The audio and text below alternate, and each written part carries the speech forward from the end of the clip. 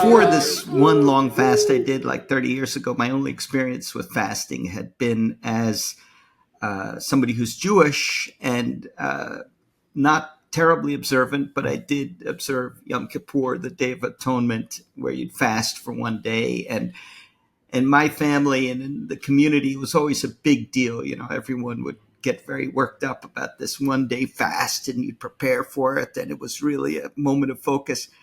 And then sometime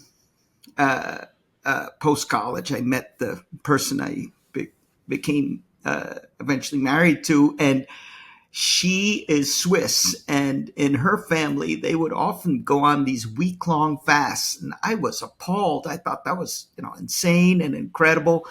And then she convinced me to do one with her, and I survived, obviously, and it wasn't a bad experience. But the whole time, I was focusing on, how hungry I was or hungry I wasn't, and when it would end.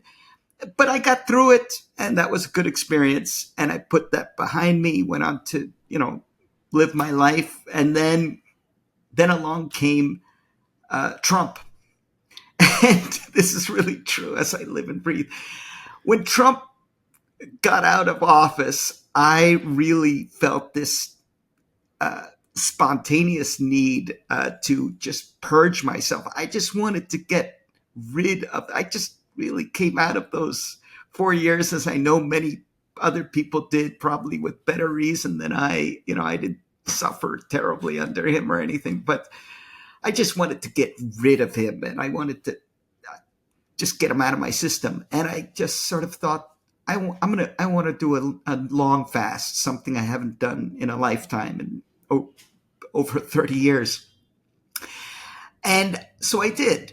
And in the course of that fast, it was, a week, which, for me is a big deal. And I got to thinking about the process of fasting, and I was just curious about how I realized that it was all around. We all know it's all around us. It's generally in our culture, people talk about it in terms of health. But when you look even slightly more carefully, you see that this concept of fasting and withdrawal is all around us. It's in every major world religion. And this idea of pulling back, of stepping back for a period of time, of stopping something that you normally do, which really is what fasting is for me, is it's sort of part of the human condition. And I became interested in that, and I didn't really see a history of it. And so that's how I got into, I thought, oh, this could be an interesting book. And I read more and researched more and started talking to people, and there you are. So just to be clear, the fasts that you undertook both 30 years ago and then in the aftermath of Trump, these were like water fasts. All you had was water. I had tea and water, and then I also have vegetable bouillon, which is strained. It's just vegetable, extract. Right. Like nothing solid and no juice. No. Because like there's like juice fasting. I know there's different like levels of fasting. And Brad, I as you can tell already, perhaps I am not. I'm an emphatic non-absolutist about this. I think it's fine. But for me, for what I was doing, I wanted to really cut back on sensations. I wanted to sort of assess where I was, what I was thinking, what I was feeling. I wanted to go through a period where I could, so almost a period of renewal. And, I go sink back into my old habits when I end the fast. But for a time, it's really, for me, it became a really empowering experience to know that I can exist comfortably for a week or more. And actually now I do it twice a year. It's usually 8 or 9 days, but I don't think it's for everyone. And I would never suggest that, but the lessons that it has to impart, I think, are for everyone. And I think people can benefit from the concepts, even if they don't fast themselves. Well, what are some of the lessons? I think this idea that for creation or for I mean, to use an overused word, empowerment, sometimes stepping back and withdrawal is a path to for growth, and that we don't always have to be going as fast as we can and doing as much as we can in order to move ahead. That sometimes a stepping off the treadmill and at least in my life, as a good New Yorker, born and raised, I'm constantly or almost constantly doing stuff and thinking I should be doing stuff even when I'm not doing stuff, and racing around like crazy. This stepping off the treadmill is a very valuable break in routine. And I think anyone can benefit from that. And of course, as you know, there are all these, there are also some, I think by now, pretty widely accepted scientific benefits to doing it. But really, that wasn't at the heart of what I was interested in. Well, yeah, I mean, when I think about your book, one of the first things that occurs to me is how fasting does seem to be in the cultural firmament now in ways that it was not earlier in my life. It seems to be having a moment. Intermittent fasting, people taking juice fasts, people taking water fasts for 3, 4, 5, 7, 10 days, whatever it is. That feels like it's trending. And so your book is well timed in that way. I hate to think I'd be plugging into a trend. I would much rather be going the other way, anti-trending. But yeah, that may be the case. I think most of the fasting that you see now, though I think there's always been a steady undercurrent amongst, I guess you'd call it the more spiritual community, of another kind of fasting. But most of the fasting you see now is about health and is in a way, in a weird way, for me, it's this is fasting that is anti-fasting because it involves self-obsession. And for me, one of the valuable things about fasting is that it takes me out of myself and it has me think about, life, time, the universe, death, things I don't often give time to. And I think most of the fasting that, when I tell people I've written this book, they say, oh yeah, I do intermittent fasting. It's almost always about, they want to lose weight, or look better. And that's important too. But, and certainly that can improve your health, and that's a good thing. I'm all for people being healthy. I'm not trying to put that down. I'm all for people taking care of themselves, but that wasn't my primary interest in researching and writing this book. And although this kind of spiritual fasting can also lead to a kind of self-improvement, even if it's only temporary. Well, I feel like fasting has a long history in human societies and human spiritual traditions, and there's got to be something to it. I think, like, outside looking in, it appeals to me at the level of common sense, this idea that stepping off of the treadmill, as you put it, can be good for us. That seems obvious, especially in American society where everybody's sort of constantly doing and never being. Progress. Yeah. And it also just feels at the level of common sense, like giving your body's digestive system, giving the internal systems of your body a break every once in a while instead of constantly running them. I think of it like a machine, right? Every once in a while, it's good to turn the machine off and let it have a rest. Right? Absolutely. And from there've been sort of rumblings in the scientific community, but it's only recently that there's been serious research. And just talking for a moment about these health benefits, it does seem to, this kind of reset is a real thing, and your body does benefit from that. Even very short fasts of a few hours can have been shown to have an actual material effect on our bodies. To me, just a footnote, the intermittent fasting seems to me very difficult, and I would find that very hard to do. For me, it's much easier to sort of be all in or not. And so, I like doing, knowing that, okay, for at least the next week, I'm going to be on a fast and I can block it out to do a little bit here and a little bit there. That would require, it seems to me, a discipline that I don't think I could muster. But What about yeah, what about the psychological part of it? Because I've done a couple of fasts, and I do notice that mentally it works on you, especially those first couple of days where you're like, okay, not going to eat. You start to realize how you organize your day around food. Even if absolutely. I'm not even that big of a food person. Like I eat the same stuff over and over Yeah, you again. do.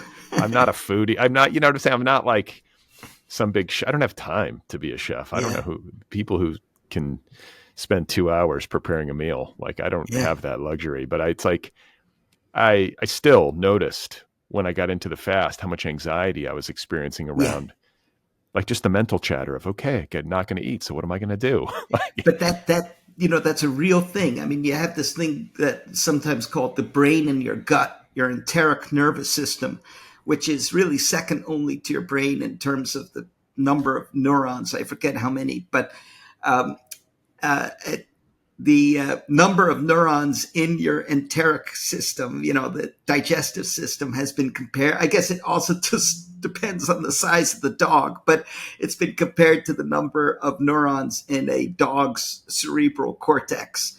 So you have this basically the second brain down here, which is telling you, you got to feed me. And so even if the brain in your head is saying, I want to take a break and I want to go without food for a few days or a week or more, that the brain, it's got to first wrestle with this brain in your gut. And so you have this push me, pull you thing going on.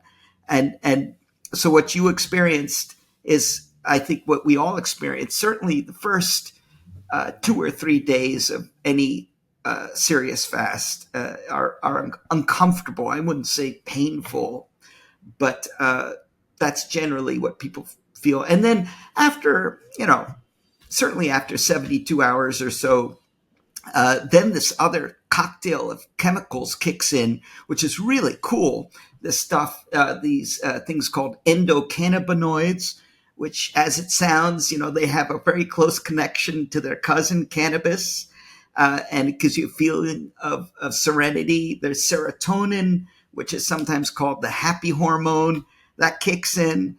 And there's a ton of other stuff, and I'm sure you've heard about ketone bodies. All this kind of stuff starts coursing through your system, and you get it affects, I think, everyone. Obviously, we're totally different as individuals, but we share a lot too, and so I think almost everyone feels some sort of leveling off, even a feeling of serenity after about day three of a liquid only fast. yeah, Uh, I did a 10-day juice fast years wow. ago, and what I found was that on day 10, like day 1 through 3 were the hardest, as Yeah. most of the fasting literature it seems to indicate. But then by the time I got to day 10, I could have kept going. Yes. I was Yes. like, yeah, I got it. I almost was like, I guess I'll eat, but like, Yeah. and I enjoyed eating. I was happy to, but it was like by that point, I felt fine. In fact, I felt quite good.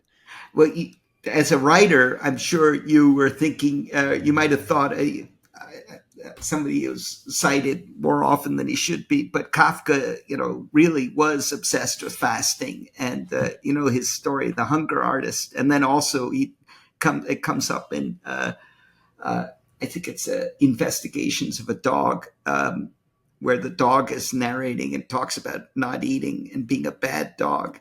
But you sorry, back to your point, Kafka also talks about this idea of just not wanting to stop fasting and sort of being greedy for the absence that you encounter.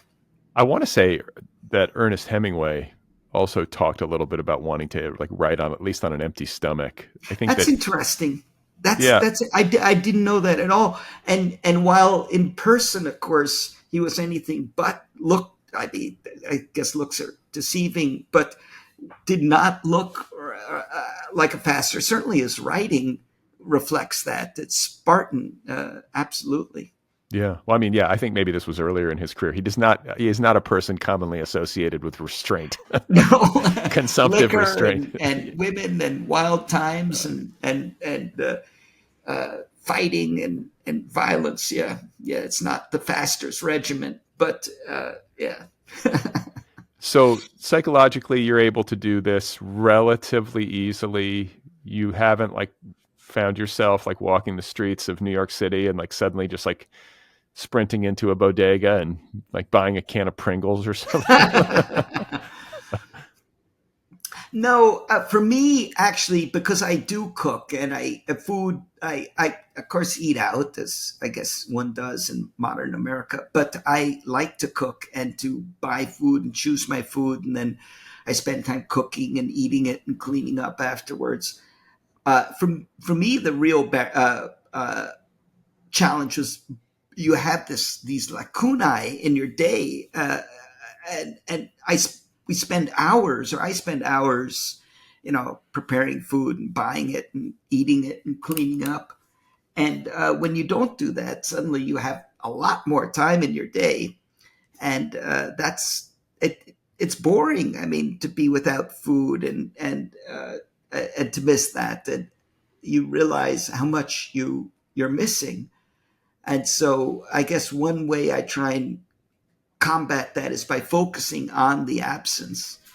And there have been some very helpful and thoughtful philosophers who've written about this idea of absence that I found rewarding to draw upon. Simone Weil was one. She was in the middle of the last century, and she was probably anorexic, but faster and an activist and philosopher. And she really talked about this idea of the presence of an absence, and that, and she was she was a Jew who converted to Christianity, and she talked about how God only, his great act of creation was occurred because of withdrawal. So he withdraws from the world and he allows the world to take shape. And for her, and I thought it was a beautiful image. Uh, it's really the act of pulling back that allows creation to occur. That's interesting. And, I'm thinking of just like the physiological aspects of this. And it's hard not to think that most of us, myself included, we eat too damn much. Yes, that's true. Our That's true. stomach, like I think the human stomach on average is like the size of a fist. Huh. So if your stomach is the size of your fist, and then you think about what you're putting into it on a Yeah. daily basis, you're probably overeating. I Like, think I think that's definitely true. It's not entirely our fault, and just to your point exactly, I think it's the number one element in landfill is food in America. It's the number one cause of a component of our garbage. But I would say that we are, after all pretty weak humans. And we've also constructed this environment where you can't turn around, you can't scratch your nose without being, offered 30 varieties of candy bars. And you walk into the store and there's this incredible array of food and of incredible marketing that assaults us. And I think, we're wrapped in this, not to be too dogmatic about it, but we are wrapped in layers of capitalism that, work really hard to sell us stuff. And by now they're pretty good at it. And there's no question but that, our national, without fat shaming or anything, but it's just a fact that we are a lot heavier than we were certainly a generation ago. All you have to do is watch those films from the 30s and 40s, and see Humphrey Bogart, who looks positively skeletal, or Cary Grant, or Lauren Bacall, or someone. well, I mean, I think part of it is the fact that maybe we're eating more than we used to and taking in more calories, but it's also different kinds of food. We're eating all this processed food that Absolutely. just isn't good for us and isn't really meant to be eaten. And it's easy, it's cheap, it's very satisfying, as plenty of people have observed, and it's completely addictive. It's very hard to get away from that. Yeah, you're making me think of those Pringles that I mentioned earlier. I'm sorry. That's case in point, right? I mean, a sleeve of Pringles Yeah. is like just bioengineered to satisfy in some like Absolutely. really kind of sinister way, but yet who can resist? Who really can resist, Yeah. So when you do a fast, just so we're clear, you're like, say, taking 8 or 9 days where you're just drinking water, drinking tea, and then drinking like vegetable Yeah. bouillon. And then you have these, like you said, you characterized it as these lacunae in your day, which used to be filled with meals, but Yeah. obviously that is not the case when you're fasting. What else do you stop, or do you stop anything else? Like, I think that one of the things a lot of fasters struggle with, and one of the things I struggled with when I've done it, is like, well, can I exercise? What do I do? Should I live my life like I normally do, except no food? Or is there some other set of withdrawals that I should undertake in concert? Like, how does it work for you? And how does it traditionally work? Well, traditionally, I guess I can talk about that a bit. But for me, it's really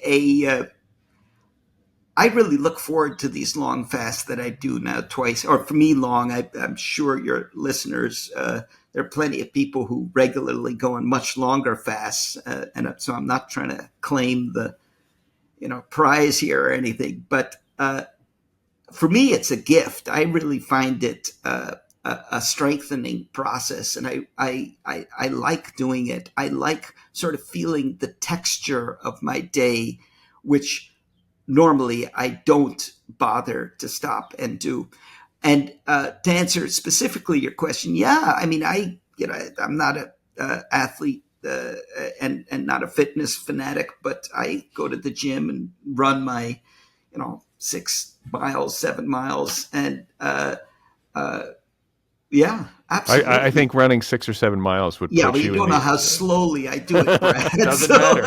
I think the average American would call you an athlete if you're running 6 or 7 miles. I guarantee I am not.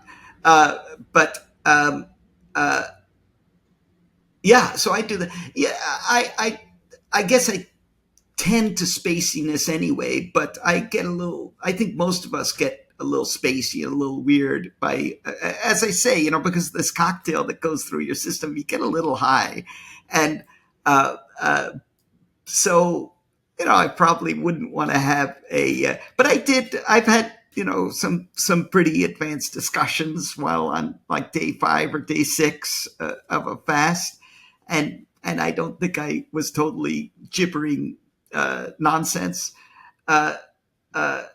Cesar Chavez, the great labor leader, he was an inveterate faster, and he used to say that on day 5 or so of a fast, he would suddenly develop this perfect memory, perfect recall, and he could recite conversations word for word that took place. That never happened to me. I was going to say, unfortunately, no, I never had anything like that. But there's some grounds, some seem to be some scientific grounds for these, I don't want to say superhuman powers, but it also makes sense, I think, from an evolutionary point of view, because, your body chemically and biologically is doing what it can to give you this sort of burst of strength and clarity so you can go out there and find an antelope and hunt it down and kill it and eat it so you can get back to the routine. So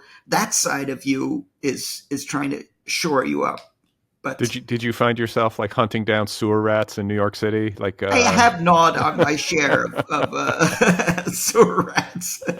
Just grabbing them by the tails. No, but I did find myself somewhat floating through the streets of the city and a little sort of stoned by my fast. And I like that. It's different. It's a different perspective. It takes you out of yourself and for a time. and then you slip back into this routine. And you can hear, like, even now I'm sort of wistful about the experience, but it may also, a fast like that is a secret.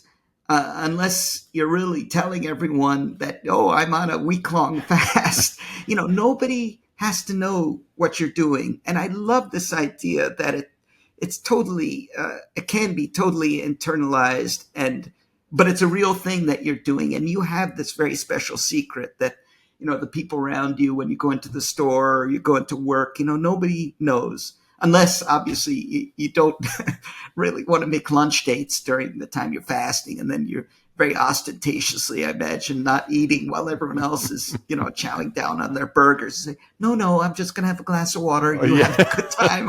I'm starving for the week, but I think no, it's a very special thing. I think anyone sort of in reasonably good health can do this. And that's exciting to me. Okay, so just to be Yeah, clear, when you do a fast, you can go to yeah, work, you yes. can go to the gym even. I guess you don't want to go crazy at the gym and like go run a marathon or something. You're talking to the wrong person, Brad. I'm not, as perhaps you can see, I'm not a weightlifter guy. But you never go crazy. But I mean, uh, speaking of history, I mean, Achilles fasted, of course, before, after it was very much to do with the death of his partner, Patroclus, I don't know pronunciation. And in the Bible, the ancient Jews, when they were, busy attacking their neighbors, they would fast before going into battle. And I think it's often, seen as a prelude to heavy activity. But it's true that if you go for a few days, at least I start feeling a little weak, about day 4, day 5. And you have to just like listen to your body, basically.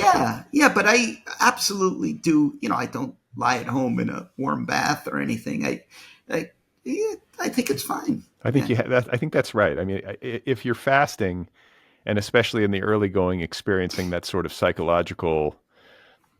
that acute psychological experience of lack, right? That like, what do I do? Yes. I'm not eating. I'm so hungry. You do have to kind of fight your way through that. I think if you are also just like sitting at home and not Yeah. really like living your life or doing anything, Go then it's nuts. probably going to make Yeah. it even harder. Yeah. And And yeah. Sorry, please. well, I was going to say, you mentioned Simone Weil and you talked about Yeah. how, there's no creation without withdrawal, and how there is a relationship between those two things. You talk about Kafka, Hemingway, whoever it is. I think a lot of artists like either know this implicitly or explicitly. Like it's like it's as simple as like if you eat a big lunch, you're probably not going to do much good writing after lunch. You know what I'm saying? It's like on Yeah, a I full guess stomach. there's that too. Yeah. There is Yeah. that connection between stuffing yourself and then not allowing room for creativity to happen. And this uh, guy I know, who actually was somebody who I published at one point, but I talked to him. He's a Buddhist monk, former Buddhist monk, and he used this analogy of a a cup of tea. If it's filled all the way, you can't.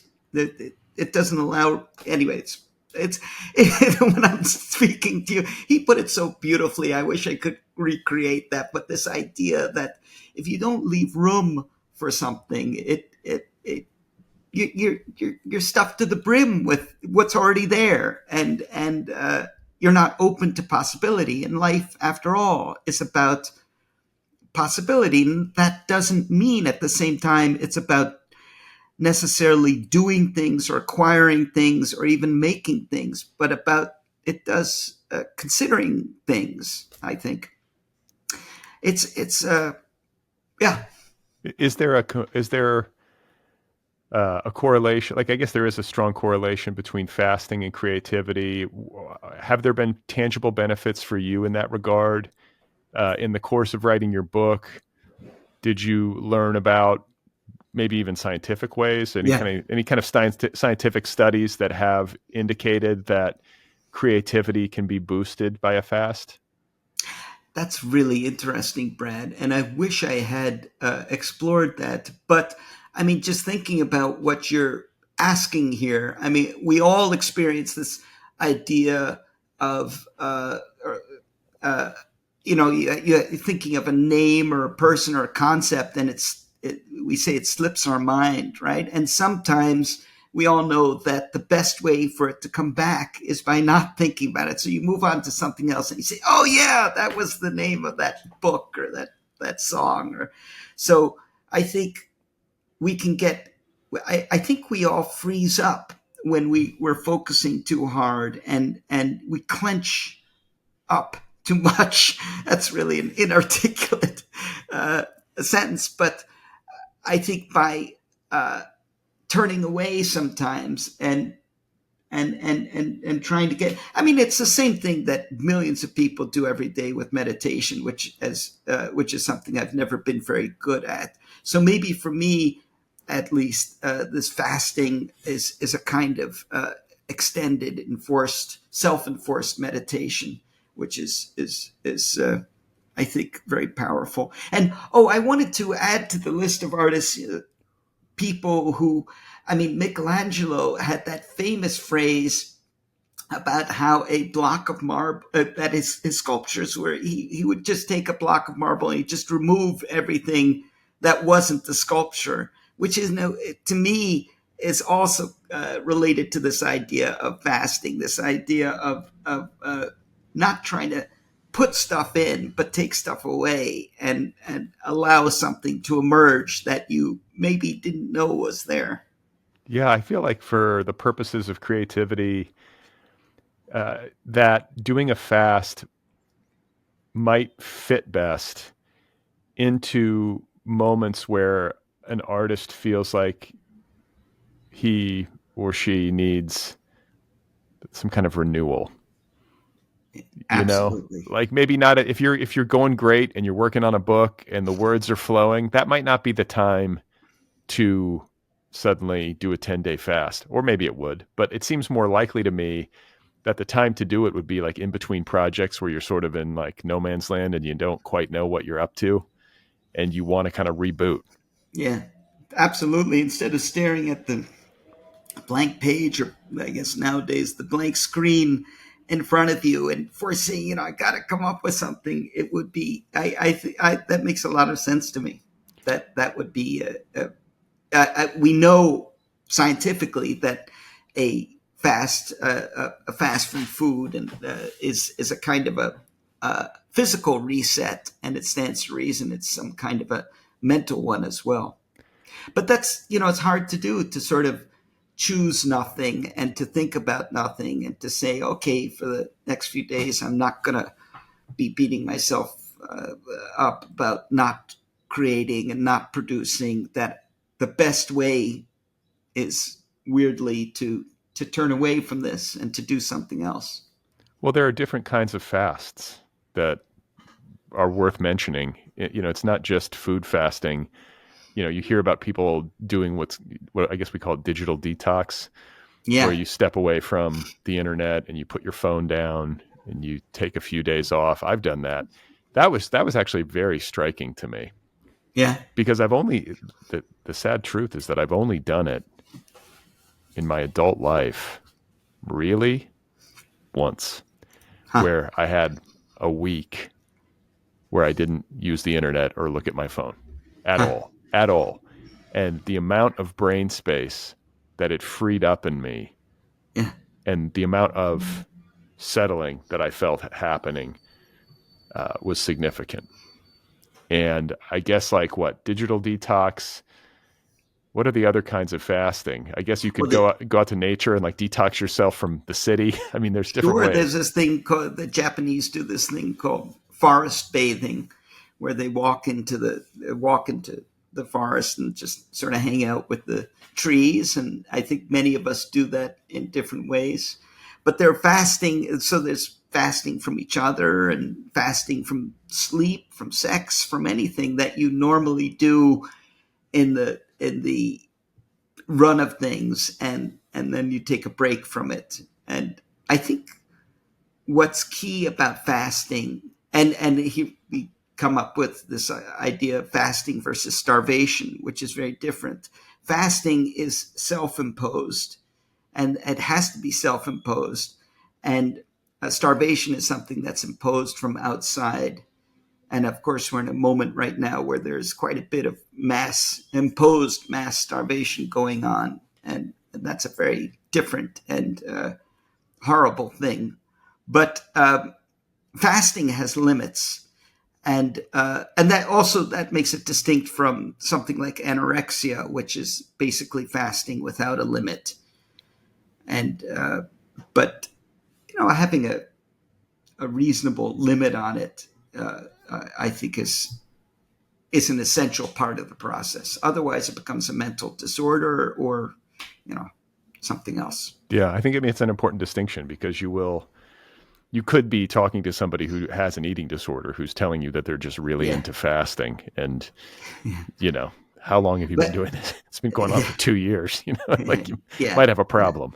Yeah, and if it becomes a question of sort of never being satisfied with yourself and this idea, or I mean, there's many anorexias.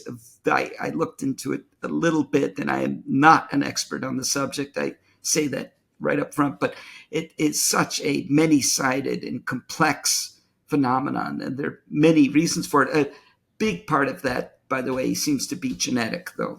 That there seems to be a genetic tendency that people have. It's not just a question of people being oppressed or tricked into it by marketing. It seems to be go back many centuries, as far as we can tell. So while we're in this space where we're talking about the different kinds of fasting, I have to ask you about this anechoic chamber that you went into. Oh yeah, I'd love to. You write about in the book. But first of Sure. all, can you explain to my listeners what the chamber is? Yeah.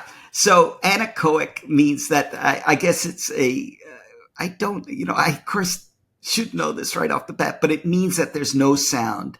The normal human hearing starts at about 0 decibels. And an anechoic chamber has a negative decibel level. And the particular one I went to in Minneapolis has, I think it was negative 13. And it's since it's gotten the record for the quietest place on the planet.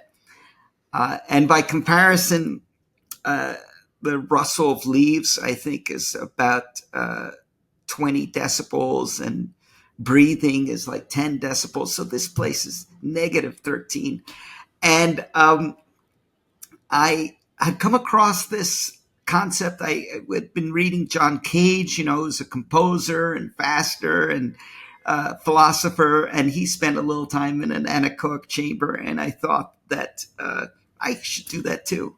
And so I contacted these guys, and the chamber is normally used to test industrial equipment like dishwashers and motorcycles, and all of that stuff has a noise that is calibrated, which we don't think about. But you want your dishwasher, for example, to sound like it's running smoothly, but you also want to hear it so it's running, that kind of thing. But so this really, it's a very cool place. It's a building within a building, basically. The walls inside this building, the walls of this chamber are about 3 feet thick. It's about maybe 15 feet on a side. And the floor is some kind of plywood that's suspended on airline cables. So when you walk on it, it bounces slightly, and the walls are all covered in foam. And it is really was a really weird experience. When you speak normally, your voice bounces off whatever's around you, and it travels in waves, right? Sound travels in waves. But in an anechoic chamber, it's like when you speak, the words drop from your mouth as though they were rocks, and so they sort of land right in front of you, and they don't travel. It was really an interesting experience. And then, so I was in there for 2 hours alone in the dark, which I hadn't thought about, but they turned off the lights, and there I was in this absolute complete pitch blackness, so black you can't tell if your eyes are open or closed. And it was really almost a hallucinogenic experience. And I was doing it really to explore this sensory deprivation and this idea of fasting from senses. And it was great. And I'm probably talking too much. No, You want to? I mean, if you wanted to go to an anechoic chamber, can you just call up and make an appointment, or did you have to charm them? No.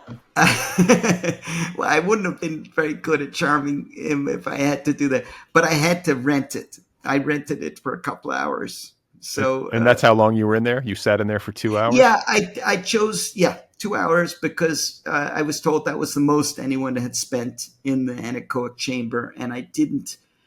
I sort of felt, since I was exploring fasting, it was against the principle of fasting to sort of try and break the record and say, I could do it longer than anyone else. And to me, that's not what the whole thing is about. But I did want to experience it and see if I'd go nuts. And actually, as it turned out, I came out of there feeling just great. And I really thought I would sort of be overwhelmed by walking out of the room after 2 hours. But I felt this kind of serenity. And I was told that in fact, is what, people who spend time in these chambers, they tend to feel that they've been sort of a blackboard of gobbledygook has been erased, and then you can start over again. The mental blackboard. It feels good to not Yeah. be engaged in the static. I don't think maybe we realize, because it's our norm, right? It's the default mode of human beings in modern society to be always on, constantly going, constantly doing, and to have it enforced upon you in an anechoic chamber, no less, where you're not seeing things. It's beautifully quiet and still. And It was beyond quiet. Yeah. I could hear my eyelids opening and closing. And for 2 hours, I think there's something essential about the amount of time. If you were in there for 10 minutes, say, or even 20 minutes, that's one thing. But by being in there for 2 hours, you have to, it's sort of like fasting past the 2 or 3 day mark, where you have to push through this kind of limit and essentially surrender to the experience a little bit. Yeah. Right? Certainly that makes sense to me. I do want to say that when I was in there, I thought I'd been in there like 20 minutes. But at the beginning I was kind of nervous and worried about it, but then I relaxed and really got into the experience. And I got off this chair and lay down on the floor and sort of waved my arms in the dark and in the total absence of sound. And I was really surprised when they pushed open this 3-foot thick door and told me 2 hours have gone by. I really thought like maybe 20 minutes. Yeah. Did you check your watch to make sure they were telling you the truth? Yes, yeah. Or this is just what they do. Like, yeah, it's been 2 hours. No. Yeah. Give us our money. Give us our money. We and got get a dishwasher to test. Yeah. Right. No. It was absolutely 2 hours. Yeah. In fact, there were two of them there because I think they thought that they'd have to drag my body out of the room. But as it turned out, I'm not a very Zen-like person, as is also perhaps evident, but I thought it was great. It was wonderful. Well, you hear about, I've heard about anyway, these darkness retreats, which is another kind of cultural or subculture that's kind of proliferating. And it's essentially, I don't know if you're familiar with this, but you go into an intentionally dark and soundproofed space for days on end. And you're fed, they'll slide meals through like a crack in the door. You know what I'm saying? This is your only interaction, but basically you are left in an environment of pretty profound sensory deprivation for 4, 5, 6, 7 days, and then That's amazing. and then it ends and you come out. And so I will see on the internet, like on TikTok or Instagram sometimes, Yeah, not even by searching for it, but I'm sure you can. They play videos of people emerging from darkness retreats. So they yeah, video people as they are coming out of a yeah, hole, essentially like a black hole for a week. yeah, And then they have them blindfolded, and then they take the blindfold off, and then they video them, and people start weeping because they'll look at the trees, and you know what I'm saying? Like they're yeah, suddenly flooded with yeah. the beauty of the natural world again, and they're just happy, probably happy to be out of the hole. But Happy to be alive, sure, and to yeah, and so I'm all for experimenting as long as you're taking care of yourself and you're being safe. Like I think there's merit to all of these sorts of things, and at the same time, I will often notice that there is a kind of what I call like bro culture or tech bro culture component mm, to a lot of this stuff. Like a lot of the time when I hear about things like fasting, intermittent fasting, darkness retreats, meditation retreats, uh, psychedelics, like psychedelic therapy or ritualized psychedelic usage, it is often in this kind of bro culture context. And the subtext of it has to do with performance, competition, success, winning, getting an edge, being better than someone else. And that part of it bums me out. I think that's kind of a misapprehension of it or a perversion of it that totally. I'm not comfortable with. Yes, and it becomes, instead of withdrawal, it becomes its own kind of acquisition. It's one more form of acquisition of being better than anyone else at this, at sitting in the dark or whatever. I completely agree with that. And whereas this appreciation of emptiness is something that's very different, I think. And uh, uh, yeah, I think you put your finger on something. This pro culture, that's awful thought associated. I mean, certainly, you see all around the stuff about wellness, which you just can't get away from. Whether it's Gwyneth Paltrow or people paying hundreds of dollars for IV drips, and for that matter, paying thousands of dollars to go to a place where uh, you pay people for the privilege of not eating. You Right. know, it drives me nuts. It seems. I mean, obviously, if you have some medical condition, you I guess have to do that. But to me, the whole concept goes against the whole idea of fasting and trying to not. It's yeah. I guess I shouldn't try and set rules for everyone, but for me, it does seem to undercut the whole principle of the thing, which is about retreating and not having to go to some fancy clinic, but maybe just sitting in your home and going about your life, but just making certain adjustments that uh, allow you to return to what you were doing, but and maybe with a better appreciation, even if it's only for a temporary period. Yeah. You, So, you I mean, don't I get it. you don't need anything. Well, I was Yeah, going to say that's exactly the point. I mean, if you have some medical condition and you need to be monitored while you're fasting, fine. But if someone's trying to sell you, if your fast is costing you thousands of dollars, that's sort of missing the point, right? to me, This withdrawal completely. should save you money. You're saving money by not eating for a week. I mean, this should be a kind of exercise in like restraint and economy. And Yeah, completely. I think that when people are profiting off of it, it's generally a red flag. And, in this kind of extended way, this related way, you talk about wellness culture. It's not limited to fasting. In fact, Yeah, it's limitless. That's the way that it feels. yeah, And it's never ending. It's never ending. What to sure. eat, what not to eat, what skin products to use, what skin products not to use, what causes cancer, what doesn't cause cancer. I find that this stuff proliferates in my timeline, possibly because I'm susceptible to it, but I think it's all over the internet and it drives people crazy.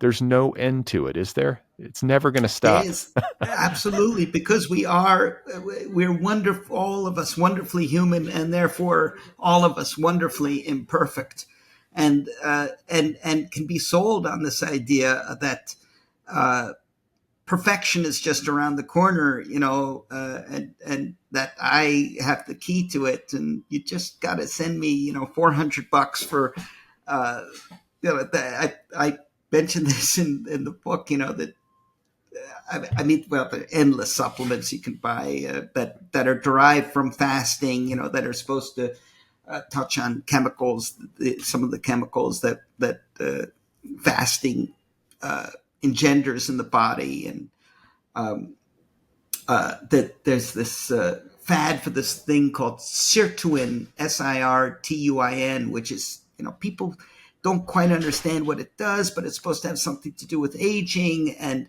so, fortunes are being made even as we're sitting here chatting, Brad, while you and I are talking about Simone Weil and Hemingway.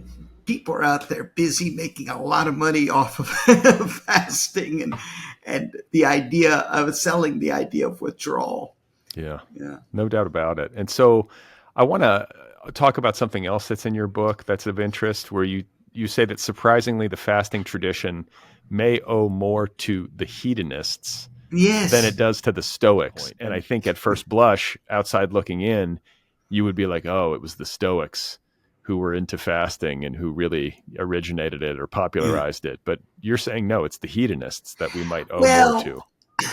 I also don't want to pose myself as an expert on the classics, but it just seemed to me that the Epicureans, Epicurus, is the leader of the Epicureans, uh, they were much more about using the body as sort of defining our limits. And because of that, um, and that to me is very closely related to the concept of fasting, and that we learn what our body needs or doesn't need. It's a very physical connection, obviously, and the Epicureans, the big, or who got called hedonists, the big thing for them was that our senses are signposts, and they tell us what's good and what's bad. And they were very much actually against this idea of excess. And Epicurus himself was ate minimally and lived a very eschewed luxuries.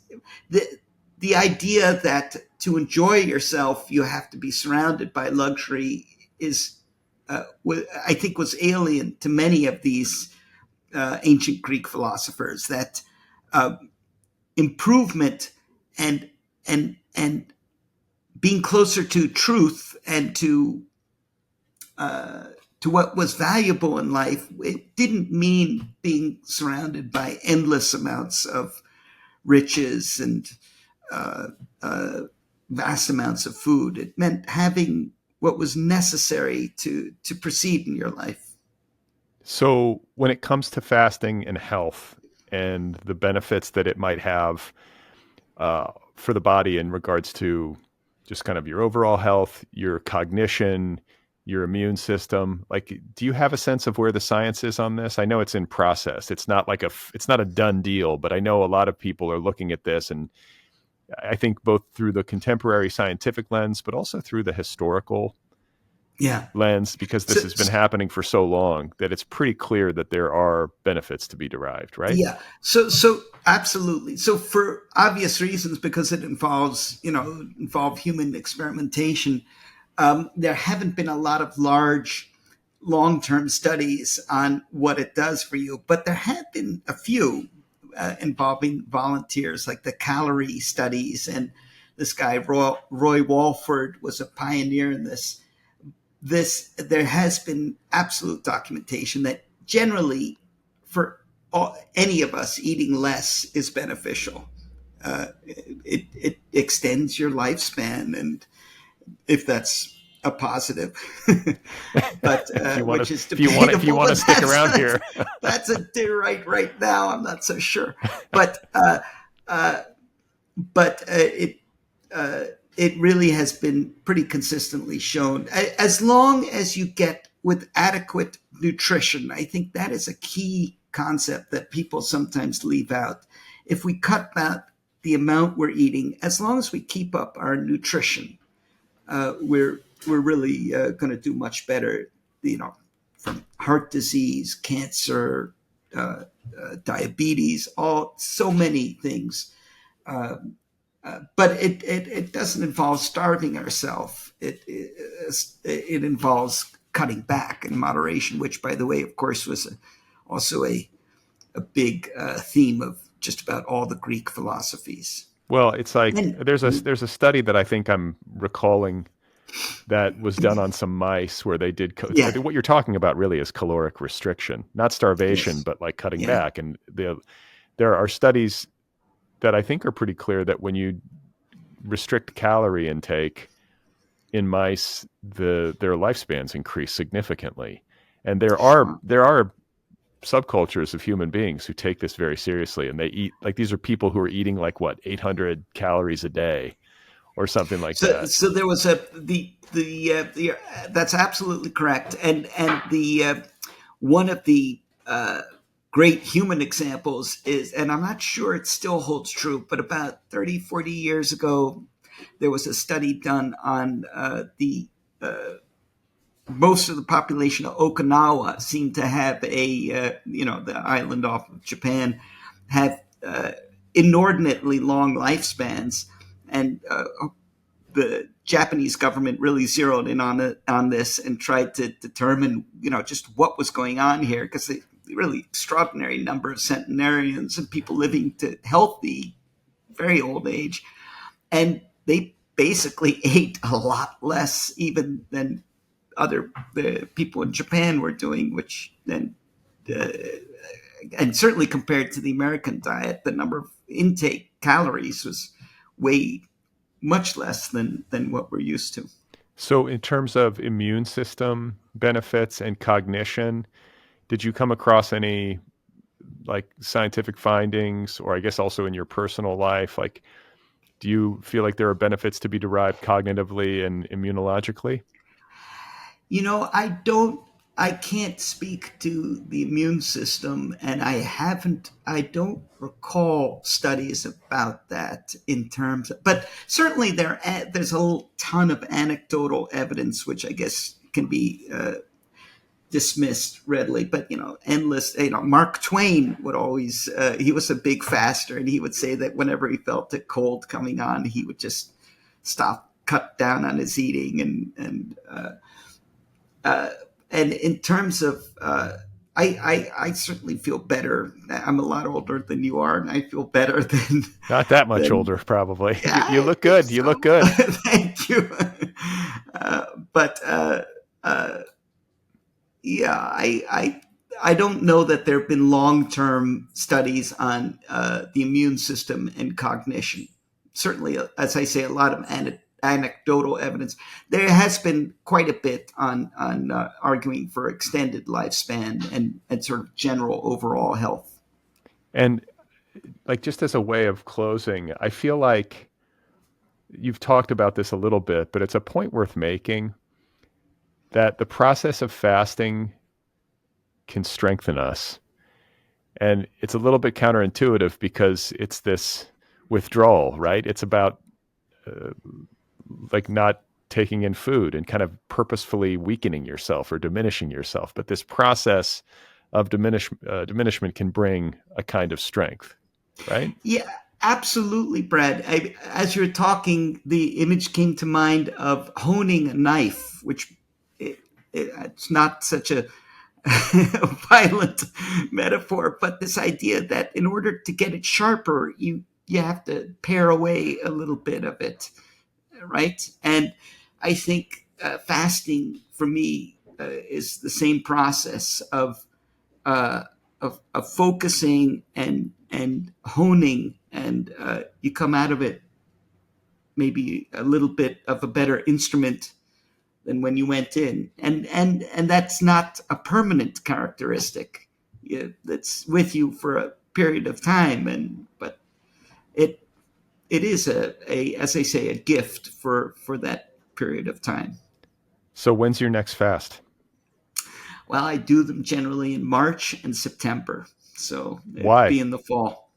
I just like that balance, the spring and the fall, and winter is a little too dramatic.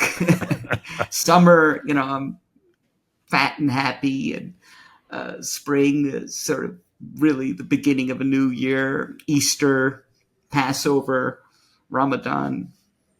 All right. So Yeah, you got some time. You're in the, right now you're eating lots. right. Absolutely. You should see me stuffing it in. There you go. Well, it's fun to talk with you, and I appreciate the time, and congrats on your book, and I wish you all the best. Brad, I really enjoyed the conversation. Thank you very much.